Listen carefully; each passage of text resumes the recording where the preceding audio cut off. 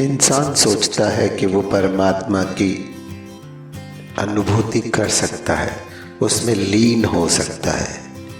क्या इंसान इतना सच्चा ईमानदार है या इतना सरल है कि वह परमात्मा के अंश बनने लायक है?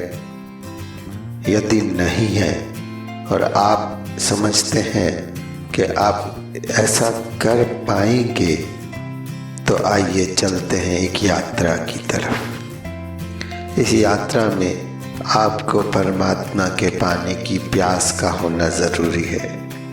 यदि आपको प्यास लगी हुई है और आपको हम पानी का पूरा फार्मूला समझाने लगे कि पानी हाइड्रोजन और ऑक्सीजन से मिलकर बनता है, पानी ट्यूबवेल से निकाला जाता है, एक पाइप को बोरिंग के रास्ते हम नीचे भेजते हैं, फिर मोटर से उसको हम निकालते हैं, या फिर पानी को हम बरसात में हम इकट्ठा कर सकते हैं। नदियों में पानी है, समुद्र में पानी है, हिमालय की बर्फ़ से पिघल कर भी पानी ही बनता है।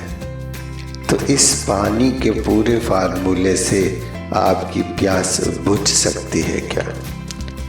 आखिर में आप क्या कहेंगे, कितनी देर प्यासे रहेंगे? और मैं आपको उस फार्मूले को समझाता ही रहूँ कि H2O का मिश्रण होता है, हम इसको किस तरह से बनाते हैं या वो प्रकृति में किस तरह से बनता है, और आप कहेंगे कि मुझे पानी दो। इसी तरीके से जब तक आपको पानी नहीं मिलेगा, आपकी प्यास नहीं बुझती है। यदि आपके अंदर भी परमात्मा को पाने की उतनी ही प्यास लग्न हो जाए कि आप उसके बगैर बेचैन हो जाएं, उसे पाए बगैर रह ना पाएं, तभी आपको परमात्मा का रास्ता स्वयं मिल सकता है। हम मेडिटेशन करते हैं, हम ध्यान लगाते हैं, हम राम राम जपते हैं, कोई कृष्णा कृष्णा कर रहा है, चारों तरफ भगवान के नाम की माला का जाप चल रहा है, लेकिन यह सब ऊपरी तौर से चलता है। तो आपको लगता है कि यह ऊपरी तौर और पानी के फार्मूले को समझाने में कोई अंतर है? मुझे तो नहीं लगता। मैं तो समझता हूँ कि आप सभी पानी के फॉर्मूले को ही दोहरा रहे हैं। पानी तो कोई पीना ही नहीं चाहता। जिस प्रकार परमाणु बम जहाँ भी जिस जगह पर गिर जाता है, वह उस जगह को समूल नष्ट कर देता है, उसी प्रकार आपको अपने मन में भगवान के प्रति एटम बॉम्ब गिराने की आवश्यकता है, जिससे आपके अंदर की सारी विकृतियाँ, सारी वासनाएं समाप्त हो जाए, और जिस भूमि पर खालीपन हो जाता है वहाँ परमात्मा विराजमान हो सकता है, वहाँ परमात्मा का अवतरण हो सकता है। मैंने अनुभव किया, लेकिन मैं आपको उसे शब्दों में बयान नहीं कर सकता। मैं आपको रास्ता दिखा सकता हूँ, मैं आपको वो फार्मूला बता सकता हूँ। उस फार्मूले पर चलकर पाना आपको ही पड़ेगा।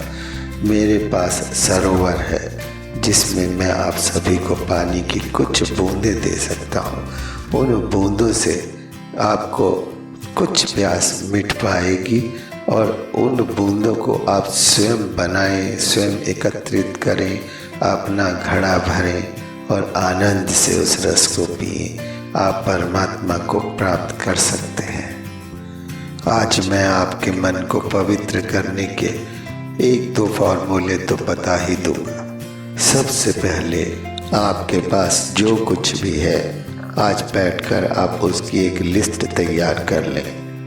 फिर उन चीज़ों के बारे में विस्तार से सोचें। जैसे आपके पास एक पेन है, आपने ये कब खरीदा, आपको इसकी क्या ज़रूरत थी, या आपको ये गिफ्ट में मिला, इसके बारे में सारी बातें ध्यान से सोचें। जब आप इसके बारे में ध्यान से सोचेंगे तो आप पाएंगे कि आप उसी क्षण में पहुंच गए हैं जब ये पेन आपको ने खरीदा था। आपको चाहे वो चीज़ 2 साल पहले मिली, चाहे वो 2 दिन पहले मिली, आपको ये समय का आभास समाप्त हो जाता है। आप उसी क्षण उसी स्थान पर पहुंच जाते हैं जहां पर आपने वो वस्तु प्राप्त की थी। इसी प्रकार आप अपनी लिस्ट की दूसरी वस्तु को देखें। जैसे मेरे पास यह एक मोबाइल है। इस मोबाइल को मैंने कैसे प्राप्त किया, कितने पैसे का खरीदा, किस दुकान से खरीदा, मेरी और दुकानदार की क्या बात हुई, उससे खरीदने से पहले मैंने क्या क्या रिसर्च किया, कितना बारगेन किया, कहाँ से लूँ, किससे लूँ, और अपने दोस्तों से इसके बारे में चर्चा की कि किससे कौन सी कंपनी का कितना बड़ा कैसे लिया जाए, और फिर मैंने मोबाइल खरीदा। जो एहसास आपने उस दिन प्राप्त किया था, उस मोबाइल को अपने हाथ में लेकर, वो एहसास और कुछ नहीं, परमात्मा की एक झलक भर था।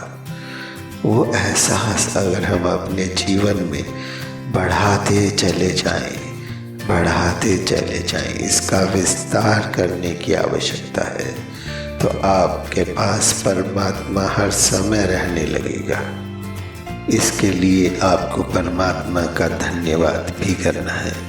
आज आप अपनी लिस्ट की 10 से 15 चीज़ों के बारे में पूरी बारीकी से आप सोचें, विचारें, और हर वस्तु का जिस समय आप आनंद ले रहे हो उस समय आप परमात्मा का धन्यवाद करें। जब आपका यह काम पूरा हो जाए तब आपको एक दूसरी लिस्ट बनानी है जिसमें आपको उन वस्तुओं के बारे में लिखना है जो आप पाना तो चाहते थे मगर पा नहीं सके। जैसे आपके बच्चों ने आपसे जिद की हो, या आपने अपने बचपन में अपने माता पिता से जिद की हो कि मुझे फला चीज़ चाहिए, मुझे मोटरसाइकिल चाहिए, मुझे ये गाड़ी चाहिए, मुझे फला घड़ी चाहिए, और वह आपको प्राप्त नहीं हुई। अब आप उस चीज़ों की लिस्ट बनाएं। उनमें जो भी आपने पहली वस्तु लिखी है, अब आप उसके बारे में विचार करना आरंभ करें कि मुझे यह प्राप्त नहीं हुई क्योंकि मेरे माता पिता के पास उतना धन नहीं था, या मैं उतना बड़ा नहीं था, या वो मुझे लेकर क्यों नहीं देना चाहते थे, उसके पीछे की क्या मजबूरी है, मैंने कितनी जिद की, मैंने गुस्से में क्या क्या तोड़ा, मैंने किस किस को अपने मन में कोसा, मैं कितना रोया।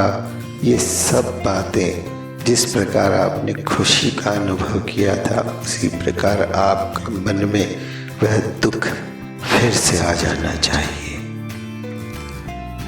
अगर आप उसको लाने में कामयाब हो जाते हैं और आप उतने ही दुख से दोबारा भर जाते हैं तो आपको पता चलता है कि वो वस्तु आपके लिए बनी ही नहीं थी, क्योंकि आज आपका बुद्धि उस समय से अधिक परिपक्व है और आप उस समय के रुदन को आज रो ही नहीं पाते हैं। आपकी आंखों में उतना आंसू नहीं भर पाते हैं। यदि आप उन आंखों में अभी भी उतना ही गहराई से आंसू को भर लेते हैं, उतनी ही गिड़गिड़ाहट महसूस करते हैं, उतना ही क्रोध और जोश आपके अंदर आ जाता है, तो इसका मतलब आपने उस चीज़ को अभी तक प्राप्त नहीं किया और ना ही आगे कर पाएंगे। इसलिए आपको उस वस्तु को कूड़ेदान में डाल देना चाहिए। आपको अपने मन का कचरा साफ करने की आवश्यकता है। यदि परमात्मा चाहता तो चीज़ आपको मिल सकती थी, मगर वो चीज़ आपके लायक नहीं थी या आप उसके लायक नहीं थे, क्योंकि परमात्मा का निर्णय हम समझ ही नहीं पाते और हम उसके चक्कर में दूसरों को कोसते रहते हैं। यह नकारात्मकता हमारे मन की गहराइयों में छुप जाती है और धीरे धीरे उस पर समय की धूल जम जाती है। फिर कोई और नकारात्मकता आती है तो उस पर भी फिर धूल जम जाती है। इस तरह से हमने कई नकारात्मकताएं अपने मन में दबा ली है। आज उन्हीं नकारात्मक वस्तुओं के बारे में हम अपनी लिस्ट बनाएंगे। 10 से 15 वस्तुओं के बारे में सोचेंगे, और जो वस्तु हमें प्राप्त नहीं हुई या जो प्रेम हमें प्राप्त नहीं हुआ तो इट मीन्स वो हमारे लिए नहीं था। हमें उसे त्याग देना चाहिए। अपने मन से उन चीज़ों का भाव को मिटा देना चाहिए। अपने मन से कहें गो, मैं इसे त्याग कर रहा हूँ, मुझे नहीं चाहिए, क्योंकि परमात्मा इसे मेरे लायक नहीं समझता। और आप इसे से मुक्त हो जाइए। अपने मन में गहरी सांस भरें और अपने आनंद का फिर से एहसास करें। अब दोबारा से अपनी वो 15 चीज़ों की लिस्ट को फिर से उठाएं और फिर उनके बारे में सोचें कि जो आपको प्राप्त हुआ, चाहे वो आपको गिफ्ट मिला, चाहे वो आपको खरीद के मिला, चाहे वो आपने अपनी मेहनत से पाया, कैसे भी पाया, तो उस खुशी को फिर से महसूस करें। क्योंकि परमात्मा आपको इस लायक समझता था या उस वस्तु को आपके लायक समझता था, इसलिए वो सारी चीज़ें आपको प्राप्त हुई और उस एहसास में आपने परमात्मा के दर्शन किए। आपको रोज़ाना 15 अच्छी चीज़ें और 15 बुरी चीज़ों के बारे में लिखना है। पहला प्रयोग में आपने 15 वस्तुओं का खुशी का अनुभव किया। उसके बाद दूसरे प्रयोग में आपने 15 वस्तुओं का दुख का अनुभव किया और फिर से उसी 15 वस्तुओं का अनुभव सुख का आपने प्राप्त किया। इस प्रकार आपको रोज़ाना अपनी एक लिस्ट बुरी और अच्छी 15 चीज़ों की बनानी होगी। आपको केवल 15 दिन तक इस अध्ययन को करना है। इसमें आपको 1 घंटा लगे, चाहे 1.5 लगे, चाहे 2 लगे, हमें समय की सीमा से पार जाना है। हमें सीमा में इस वस्तु को नहीं बांधना है। अगर आपको उस बचपन की एक वस्तु को याद करने में 15 से 20 मिनट लग गए, उस एहसास में जीने का आपने जो आनंद अनुभव किया, वो अनुभव आप अपने बचपन का आज अपने बड़े होने पर कर रहे हैं, तो वो अब आपके रोम रोम को पुलकित कर पा रहा है।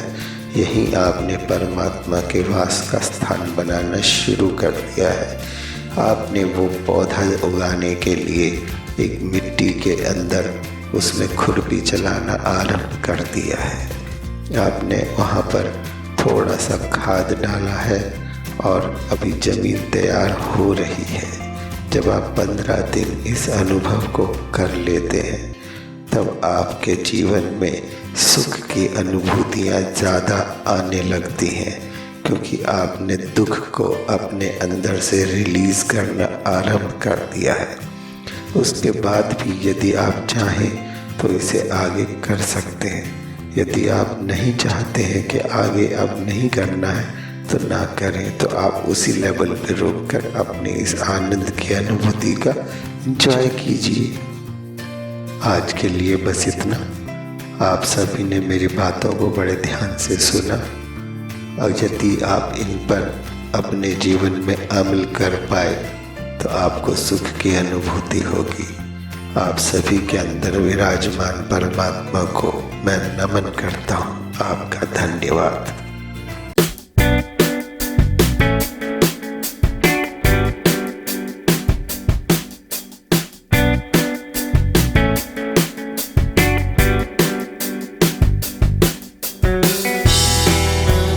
अगर आपको हमारी वीडियो पसंद आई है तो लाइक करें, शेयर करें और अगर सब्सक्राइब नहीं किया है तो सब्सक्राइब करें और बेल आइकन बजाना ना भूलें।